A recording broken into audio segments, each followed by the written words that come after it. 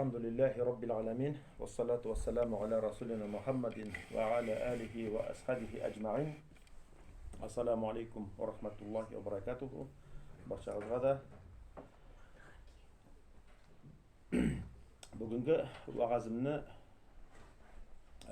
taqvolik boyuncha esga olib uzasım kela. Taqvolik ul Allohdan qo'rquv. Allohdan qo'rquv.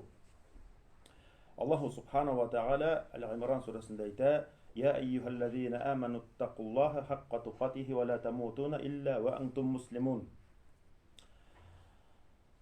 Allah müracaat ite iman keltiruvchilarga: "Ya müminler, ya iman keltiruvchilar, Allohdan haq qo'rquv bilan qo'rqig'iz ham o'lmagiz illa demagar musulmon bo'lgan holdagina" deydi. Abdullah ibn Mas'ud isimli sahaba Allah'tan haq qo'rquv degan oyatni tafsir qila, ya'ni ul itaat etu ham itaatsizlikdan yiroq bo'luv. Esda tutuv ham unutmaw. Shukr etu ham shukrsizlikdan yiroq bo'luv. Mana Ibn Abi Hatim kitira, Ibn Kasir isimli alim mana sahih deb aytadi. Birinchisi bo'ldi itaat etu. Mana narsa u haq qo'rquv. Shin qo'rquv Allohdan. Abdullah ibn Mas'ud aytadi u itaat etu deydi. Itaat etu Allohning qo'shqanlarini o'tav, onun tiyganlarından tıyılu. Allah razı bulgan ameller kılı. Allah yaratkan ameller kılı. Ol razı bulmagan, o yaratmagan amellerden şitleşu. Allah'a itaat etu ham onun Resulüne itaat etu. Bunda ayırma yok. En-Nisa suresinin 80. ayetinde Allah subhanahu wa ta'ala aytar. Şunun yakışa tercümesi: kim Resul'e buysundu, ol Allah'a buysundu. Allah'a buysunu, Resul'e buysunu, Resul'e buysunu, ol Allah'a buysunu. Kim Resul'e buysunsa, ol Allah'a buysundu. Beş vakit namaz kuşulgan mı? Biz itaat etirge tiyir. Ne Ramazan ayı kildi. Uraza tuturga kuşulgan mı? Biz itaat etirge tiyir. Kimnin mümkünçiligi var iken zekat çıkarırga, ol Allah'a itaat etip zekat çıkarırga tiyir. Kim hoş kıla ola iken, ol hoş kılırga tiyir. Bular barchası da Allah'a buysunu. Allah'ın hakların ötev. Bu itaat. İtaat o ibadet. Şulay bit. İbadetnin iki şartı var. Ol ihlaslık, yani bizim ibadetimiz, şu itaatimiz fakat bir Allah rızalığı için ne bulurga tiyir? Namaz mol, uraza mol, hac mol, nindigine ibadet bulmasın. Allah Teala yaratkan, Allah Teala süygen, ne bu nindigine amel bulmasın, nindigine söz bulmasın, ol Allah rızalığı için bulurga tiyir. Bu birinci şart. İkinci şart, ol indi sünnetke muvafık bulurga tiyir. Yani Peygamberimizin sünnetine turu kelirge tiyir. Şeriat boyunca bulurga tiyir. Allah'a itaat etu, Allah'ın haklarını kaytarı. Şulay yok, eti aninin haklarını kaytarı, şulay Allah'a itaat etu. Aile ehillerinin haklarını kaytarı. Şulay yok, Allah'a itaat etu. Kalgan Müslümanların haklarını kaytarı, Allah'a itaat etu.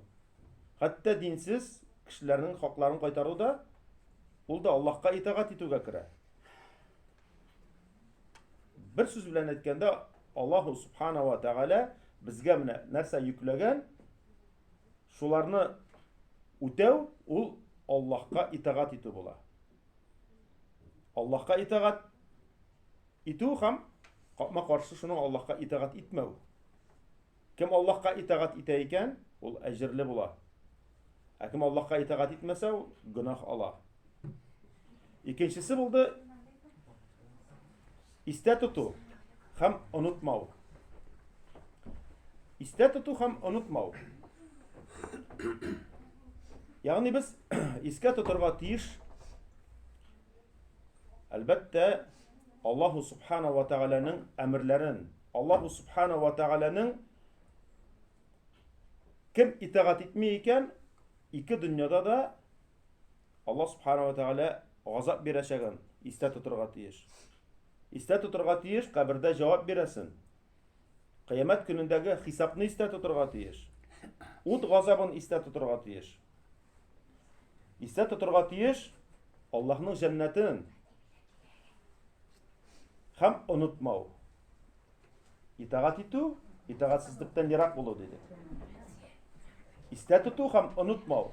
Şükür etu hem şükürsüzlükten yirak bulu. Yani biz en evvel şükür etirge tiyiş. Allah subhanahu wa ta'ala bizge bergen iman için. Elhamdülillah Allah iman bir dedi. Elhamdülillah Allah İslam bir dedi. Elhamdülillah Allah Kur'an bir dedi. Allah subhanahu wa ta'ala bergen nimetlerge biz şükür etirge tiyiş. El-Hasan el-Basri isimli tabi'in Kitab-ı Şükür degan kitapta kitirilgan onun sözleri Allah kişiге o'zi bergan ne'matlari bilan foydalanırga, kullanırga ruhsat ete şunun kadar ko'p mo'l tiliydi. El-Hasan el-Basri'nin sözleri bu. Qo'shan kishi Allah'a şükür etmey başlayırken Allah bu nimetlerini narsaga aylantiradi? G'azabga aylantiradi. Şuna göre biz şükür etirge tiyiş her vakit. Her vakit şükür etirge tiyiş. Allah subhanahu ve ta'ala'ga. Ya eyyühellezine amenu ittaqullaha haqqa tuqatihi ve la temutuna illa ve entum muslimun. Ya iman getirgenler Allah'tan hak korku bilen korkıgız. Ham ölmegiz illa da megar Müslüman bulgan haldagina öligizdi. Allah hak korku bilen korkırga şakıra iman getirişlerine. Hak korku bilen korku itaat etu dedi İbn Mas'ud. İtaatsizlikten yirak bulu. İste tutu, unutmau, şükür etu ham şükürsüzlükten yirak bulu dedi.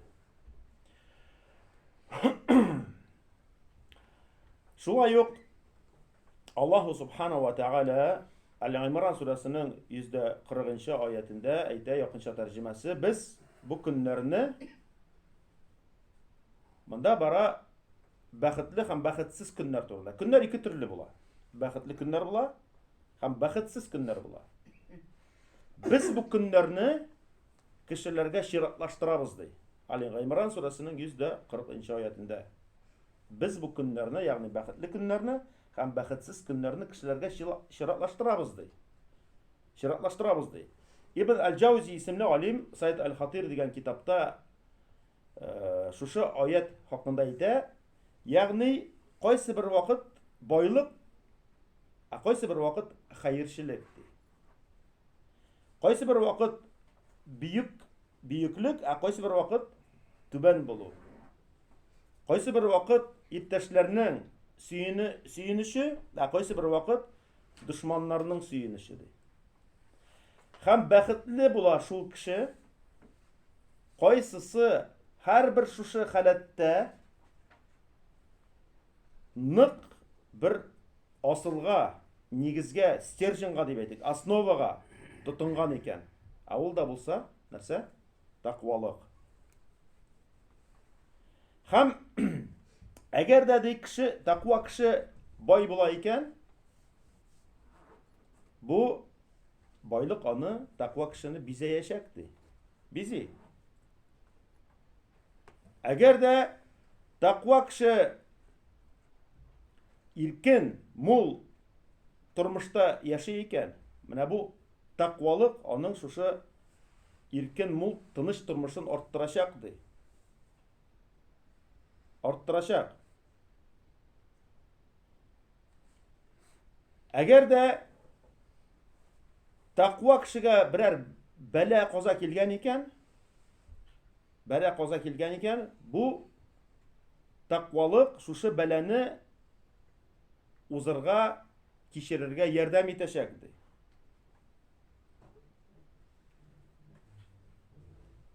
Hem nindigine mana şuşu vakit шушы вакытта, шушы әйтик, көн дәврендә, ел дәврендә, гомер дәврендә тақва кешегә нәрсә генә килмәсен, бөеклек мул, түбәнчелек мул, киенгән мул, ялангач мул, тук мул, аш мул, тақва кешегә бу зыян китерми ди. Тақва кешегә бу зыян китерми. Ягъни тақвалык дигән нәрсә, арагыз, ул иң кирәкле bir sıfat. Takvalık diyen нәрсә ул иң кирәкле bir sıfat.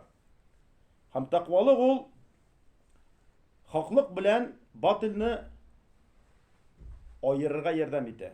Аллаһ Субханаһу ва Тааля Әл-Анфал сүрәсенең 75-нче аятында ялгышмасам, нәрсә ди? Якынча тәрҗемәсе шуның. Аллаһтан куркыгыз ди. Һәм менә шушы Аллаһ Субханаһу ва Тааля Furqan birəşək. Yəni sələt birəşək. Furqan, ayırı. Haqlıq bilən batılını ayırı sələti birəşəkdir. Nəşuşu Allah'tan qorqu səbəbli.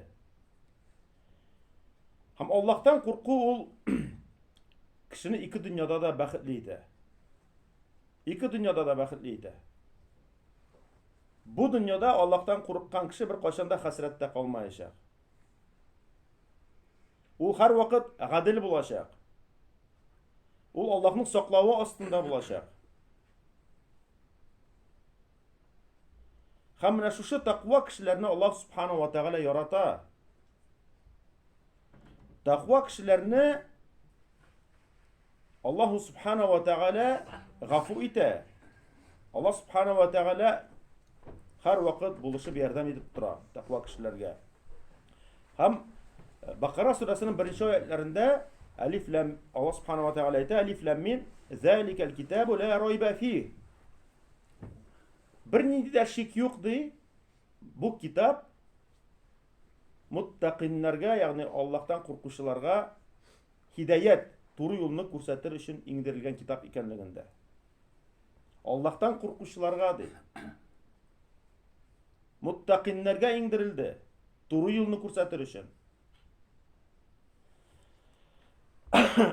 Һәм инде bir шушы тақвалык белән бәйләнгән кыйса сөйләп узасым килә.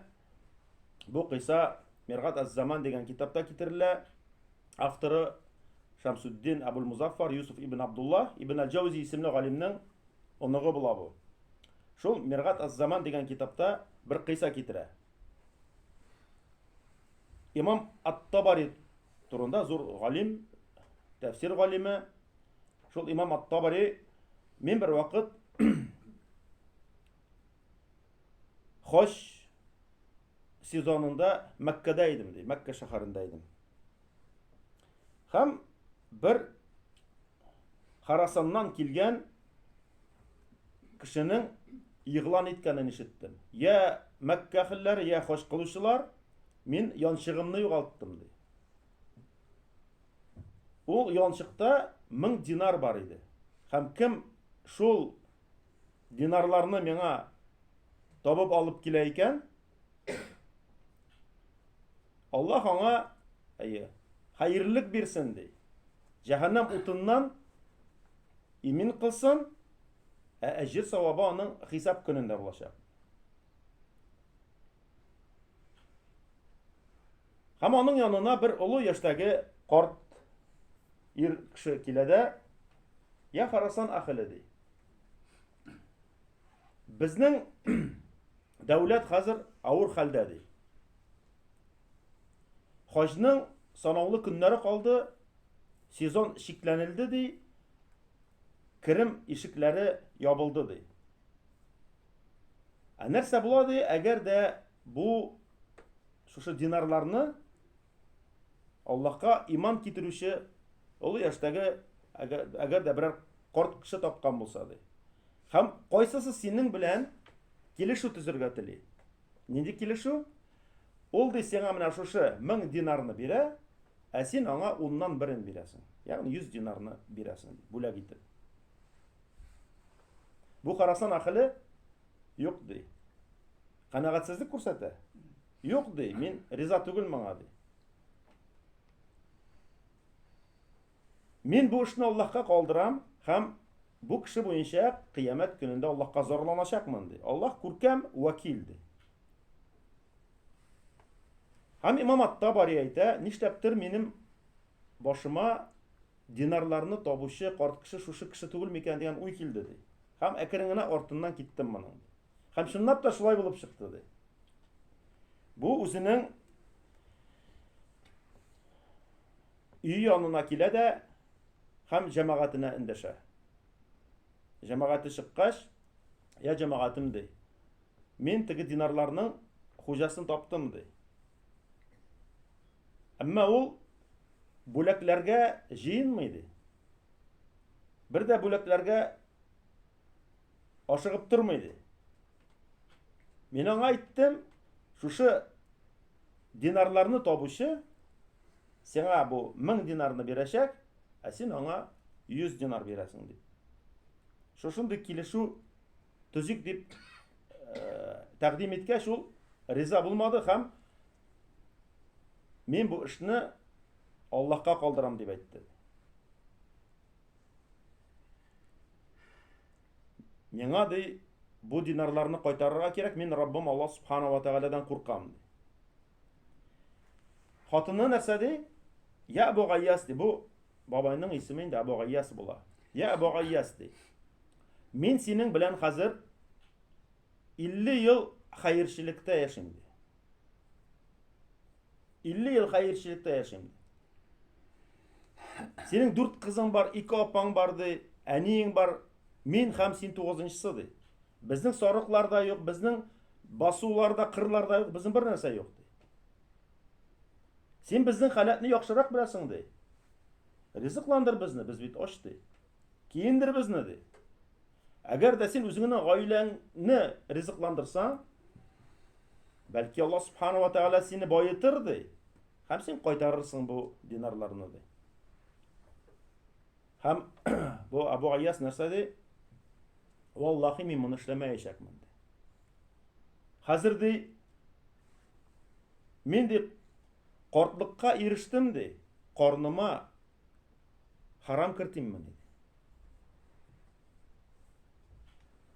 Күпме ди хәерчелеккә сабыр иттем, үземнең тәнемне җәһәннәм утына дучар итимме ди. Бер аяк белән мин инде кабердә ди. Хәзер Аллаһның ачуын алыйммы ди.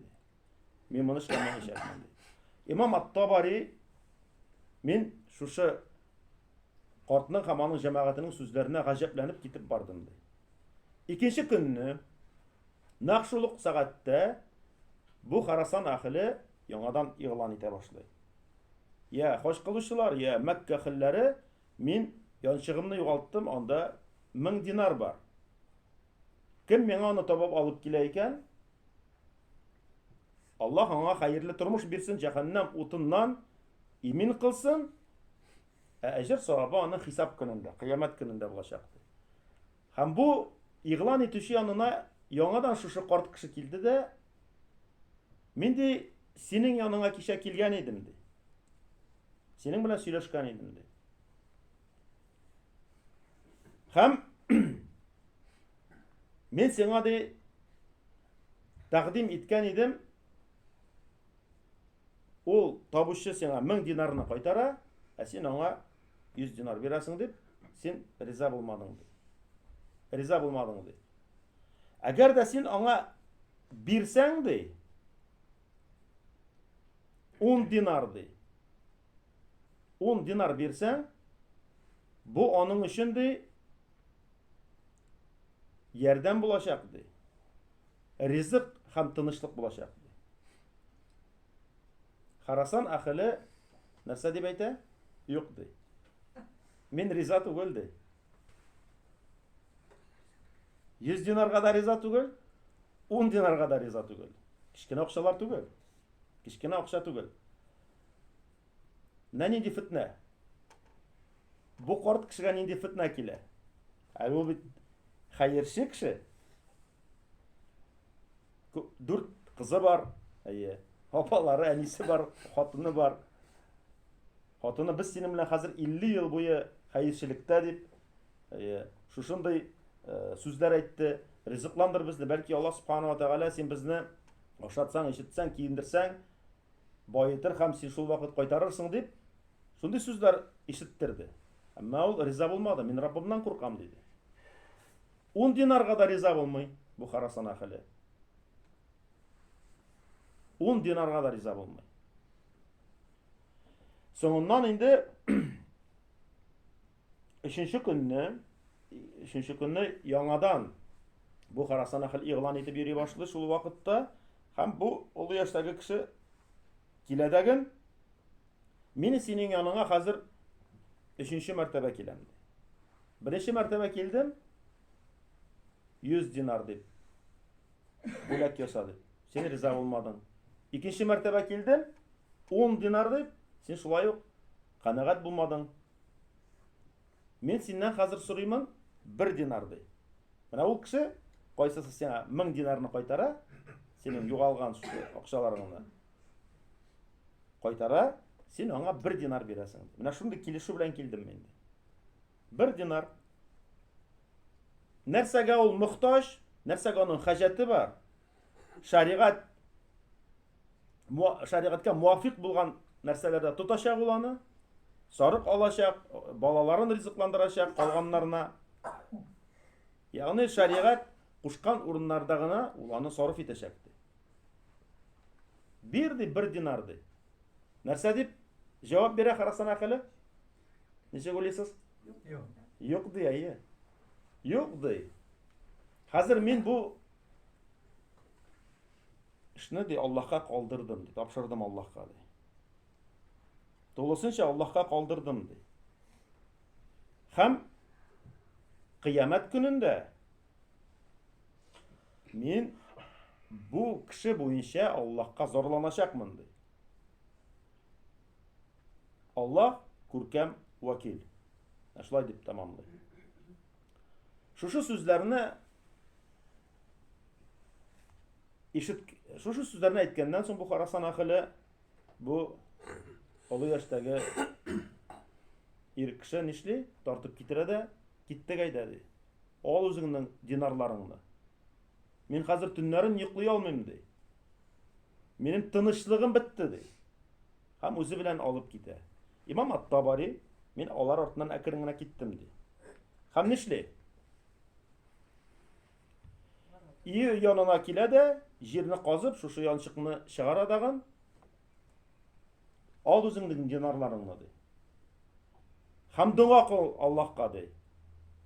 Минем гөнаһларымны ярлыкаса иде, һәм миңа шушы сабыр иткәнем өчен хайырлы гомер бирсә иде дип дуа кылды. Һәм теге Харасан ахиле аладагы янчыкны инде чыгып киткәндә туктыдагын борыла да я шейх ди. Ул яшьтә булганга күрә шейх дип эндәшә. Я шейх ди. Минем әтием ди, вафат булды ди. Һәм ул миңа 3000 динар калдырды һәм васият итте. 1000 динарны ал. Һәм кем лаеклы шушы динарларга? Шуларга өлеш дип әйтте ди. Аллаһ белән ант итәм ди. Мин Харасаннан Мәккәгә хәтлек килдем һәм бу динарларга бер лаеклы кеше күрмәдем ди. Иллә дә мәгәр синнән башка ди. Иллә дә мәгәр синнән башка дип тапшыра. Тот ди, бу синеке ди. Аллаһ шушы мал-мөлкәтеңдә синең байлыгыңда бәрәкәт бирсен ди. Һәм шушы тугры булганың өчен, хәерчелеккә сабыр иткәнең өчен, ул сиңа хәерле тормыш бирсен ди. Дуа кыла. Чыгып китә. Чыгып китә дә бу баба инде Аллаһка дуа кыла. Я Раббым Аллаһ, шушы динарларның хуҗасына кабрендә рахимле булсаң иде, һәм аның малайына хәерле тормыш бирсәң иде дип дуа кыла. Аллаһ Субхану ва Тәгалә Талак сурасының 2-3 аятларында әйтә, шуның якынча тәрҗемәсе, шушындый минем үгет насихатым шуларга кайсылары Аллаһка ва кыямәт көненә иман китерделәр. Кем Аллаһтан курыкса, Аллаһ аңа чыгу юллары күрсәтәчәк һәм аны көтмәгән урыннан ризыкландырачак. Менә бу аят. Исегездә тотыгыз шушы аятны һәрвакыт. Талак сурәсе 2 вә 3 аятлар. Менә монда Аллаһтан курку бара. Кем Аллаһтан курка икән, Аллаһ аңа чыгу юллары күрсәтәчәк. Аллаһтан куркырга кирәк. Әгәр дә тақвалык була икән, Аллаһ калдырмый. Аллаһ сыный. Аллаһ аңа чыгу юллары күрсәтә. Һәм көтмәгән урыннан, уйламаган урыннан аны ризыкландыра. Ул чынлап та шулай. Әгәр дә менә шушы тақвалык дигән нәрсә чагылган икән бездә, бу күренеш, бу галәмәт ул гомеребездә булганы бар, шулай бит. Уйламаган урыннан бир Аллаһ Субханаһу ва Тәгалә. Куркырга кирәк. Ризык ул язылган, шулай бит. Күпме керәсе, никадәр керәсе ул язылган. Кайда гына булсаң да. Сәфәрдәме син, bir урында торасыңмы син, язылган ул ризык. Әмма ул нинди юл белән кәсеп ителә? Ул барыбер керә. Ул керергә мөмкин халал юл белән. Ул шул ук ризык керергә мөмкин харам юл белән. Менә бу карт кешене карагыз. Ул әгәр дә үзенә калдырган булса, бу ризык язылган аңа. Калдырды ул 1000 динарны. Ашады, эчте, ашатты, эчертте, киендерде, сарыф итте, әмма харам юл белән. Ул тақвалык күрсәтте. Аллаһтан курыкты. Мин Раббымнан куркам диде. Ул бит әз акча түгел.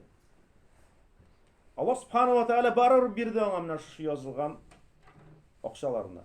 Әмма бу халал юл белән булды. Сынау. Халал юл белән кирде. Шуңа күрә менә ризык ул язылган. Әмма ничек керә? Менә монда инде синең үзеңнән тора. Ул тақвалык күрсәтеп халал юл белән керәме? Яисә zulm кылып, алдалап, харам юл белән керәме? Икесенең берсе. Әмма ул язылган ризык. Шуңа без һәр вакыт тақвалыкта булырга тиеш. Уянганнан алып йоклаганчага кадәр. Без тақвалыкка чакырырга тиеш.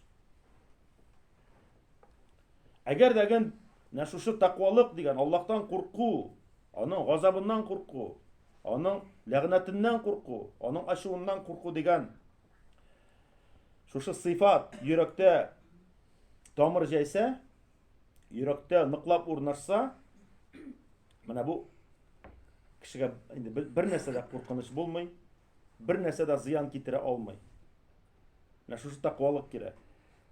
Зәликәл китабу ла райба фи худан лил муттақин. Бер ни шик юк ди. Бу китап Кур'ан-ы Карим муттақиннәргә иңдерелде. Муттақиннәргә туры юл, хидаят күрсәтә торган китап буларак иңдерелде. Монда бер ни дә шик юк. Кемнәргә? Аллаһтан куркучыларга. Әлхәмдүлилләh. Адам мусламаннар нәрсә өчен намаз укый? Чөнки әгәр дә калдыра икән ул курка Аллаһның газабыннан. Ул курка җәһәннәм утыннан. Менә бу тақвалык. Рамазан айы кирде. Мусламан кешесе, менә кемдә тақвалык бар, ул курка ашап ичеп йөрүдән. Ул курка, теләсә нинди яман сүзләр әйтүдән, гомумән харам эшләүдән. Ул курка. Менә бу тақвалык. Нинди генә изгелек булмасын, Аллаһка якынайта торган. Кайсысы өчен әҗр савап язылган. Булар бөтенесе бәйләнгән тақвалык белән, Аллаһтан курку белән.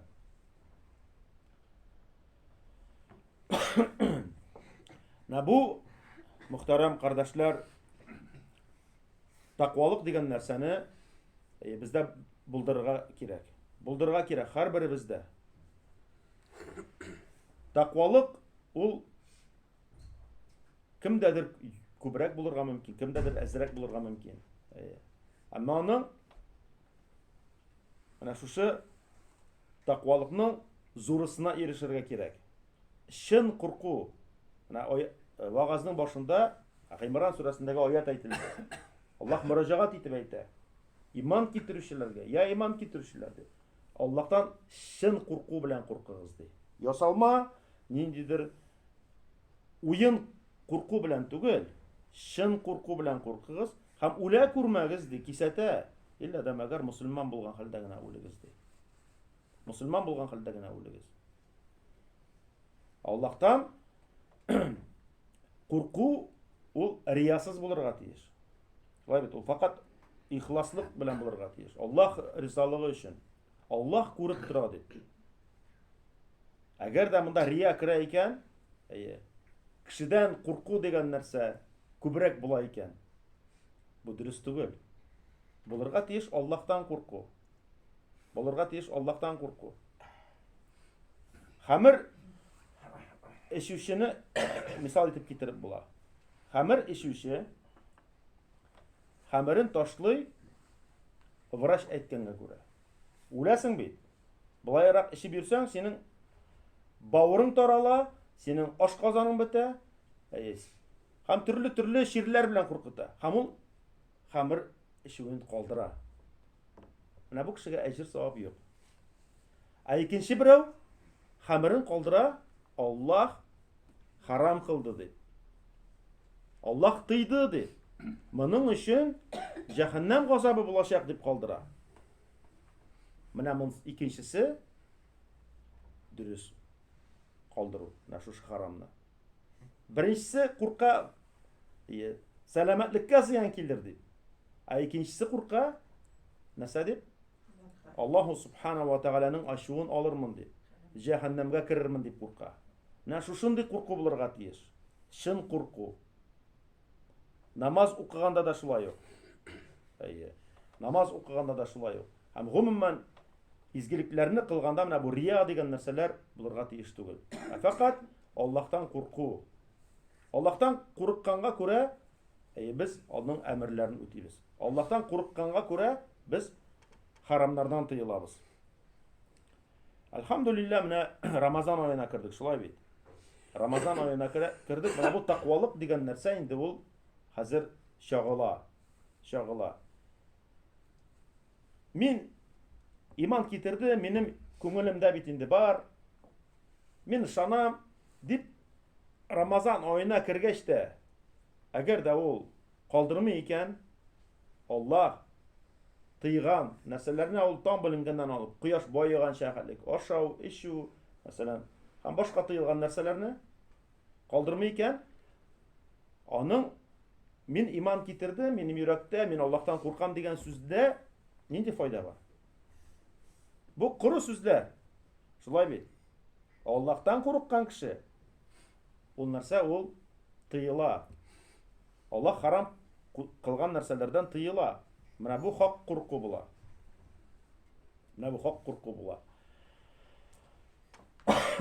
Инде Раббыбыз Аллаһ субхана ва тааля менә шушы Рамадан айларына безне ирештирде. Алхамдулилlah. Бу зур нигъмәт. Кемнәрдер бу айга кадәр яши алмады. Кемнәрдер менә шушы айга кирде. Әлбәттә, шушы айга кирүчеләр, алар хәерлерәк. Ник? Чөнки ул шушы айны бик күп әҗер саваплар кәсеп итәчәк. Шул ук ураза тотып, ифтар ясап, таравихлар укып, закатлар чыгарып, садакалар биреп, Кур'ан укып, изгелекләр арта. Һәм инде Раббыбыз Аллаһ субхана ва тааля барчабызга да үзе кабул итә торган уразалар тутырга насыйп итсә иде. Инде менә шушы уразаларның әҗерләрен Аллаһ Субхана ва Тәгалә безгә кыямәт көнендә күрсәтсә иде ва җәһәннәм утыннан пәрдә итсә иде. Инде Раббыбыз Аллаһ Субхана ва Тәгалә шушы айларны үзенә якынайта торган, үзе разый булган, үзе яраткан гамәлләрне күбрәк кылырга насыйп итсә иде. Аллаһ Субхана ва Тәгалә безне шушы айны төзәтсә иде. Яхшы якка төзәтсә иде һәрберебезне дигән. Шушы айны Аллаһ Субхана ва Тәгалә безнең иманнарыбызны тагын да арттырса иде, тақвалыкларыбызны арттырса иде. Раббыбыз Аллаһ Субхана ва Тәгалә менә шушы айларны һәрберебезгә дә үзенә итагать итеп, менә шушы гамәлләр сәбәпле гөнаһларыбызны һәрберебезнең дә ярылкаса иде. Бу шундый изге ай, моның ае фадиләтләре бик күп инде. Аны һәрберебез дә ишетеп белә, шулай бит, гөнаһларның ярылкануы. Инде бу ай ул айларның султаны дип әйтелә. Айларның султаны. Бу 12 айның берсе, бер ай. Анда калган 11 ай Рамадан айына тормый. Рамадан айына тормый. Инде әлхәмдүлилләh бу айны безгә форсат бирелде күбрәк менә изгелекләр кылырга. Инде без ашыгырга тиеш. Ашыгырга тиеш, уяу булырга тиеш шушы айны. Күбрәк Кур'ан укырга тиеш, чөнки Кур'ани Кәрим шушы Рамадан айында иңә башлады. Күбрәк намазларда булырга тиеш. Моның әҗерләре югалмый. Булар бөтенесе язылып бара. Һәм кыямәт көнендә без моны иншааллах күрәчәкбез. Иншааллах күрәчәкбез. Һәм бу инде мөхтәрәм кардәшләр, ислам баганасының бер баганасы. 5 баганадан торса, берсе шушының Рамадан айында ураза тоту. Бу зур гыйбадәтләрнең берсе.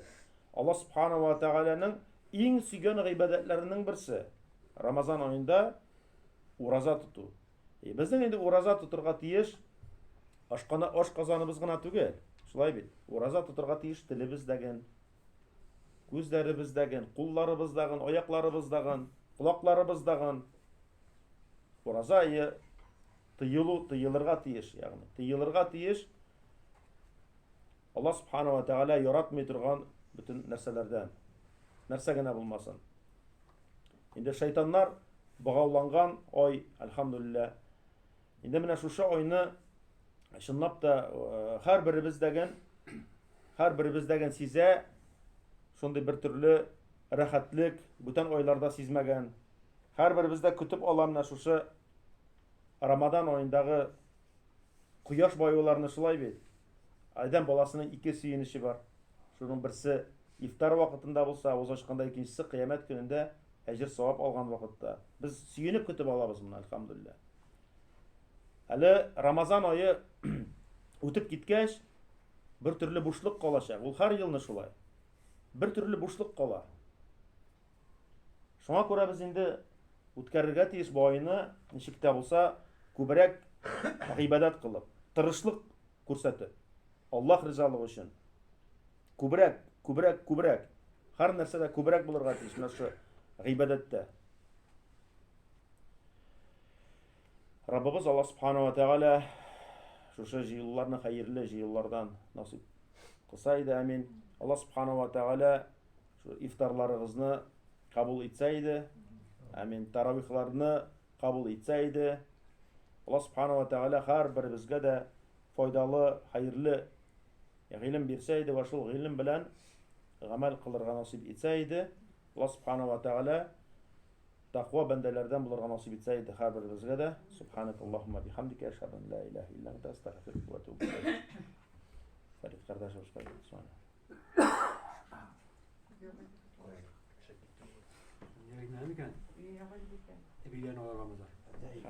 Давай.